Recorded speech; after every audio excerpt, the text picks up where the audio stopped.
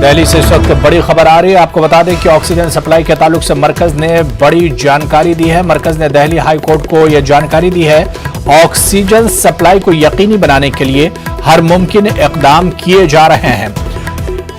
अप्रैल से सनती इदारों को ऑक्सीजन सप्लाई पर पाबंदी लगा दी गई है। बाज अहम सनती इदारे इससे मुस्तस्ना रहेंगे। मरकज रियासती हुकूमतों की मदद के लिए पाबंद अहद है।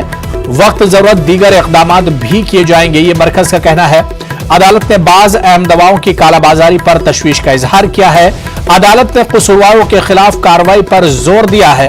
कालाबाजारी के खिलाफ जवाबित तैयार करने पर भी जोर दिया गया है। तो इस वक्त बड़ी खबर हम आपको बता दें कि ऑक्सीजन सप्लाई के ताल्लुक से मरकज ने बाकायदा जानकारी दी है। मरकज ने दिल्ली हाई कोर्ट को यह जानकारी दी है। दिल्ली हाई कोर्ट ने ऑक्सीजन पर मरकजी सरकार से सवाल किया था, जिस पर अब मरकजी हुकूमत ने बाकायदा जवाब दिया है और उसने बताया है कि 22 अप्रैल से सनती इदारों को ऑक्सीजन सप्लाई बंद कर दी गई है। बाज अहम सनती इदारे इससे मुस्तस्ना रहेंगे।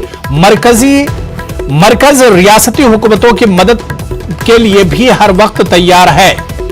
मरकज ने कहा है कि वक्त पड़ने पर दीगर इकदामात भी किए जाएंगे। आपको बता दें कि लगातार ऑक्सीजन की कमी को लेकर सवाल उठ रहे हैं। कई रियासतों ने बताया कि उनके यहां ऑक्सीजन की कमी है, जिस पर दिल्ली हाई कोर्ट ने मरकजी सरकार से सवाल किया था और अब उस पर मरकजी सरकार ने बाकायदा जवाब दिया है।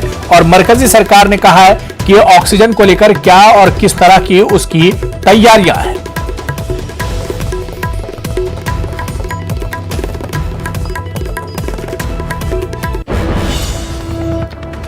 चलिए आगे बढ़ेंगे। उत्तर प्रदेश के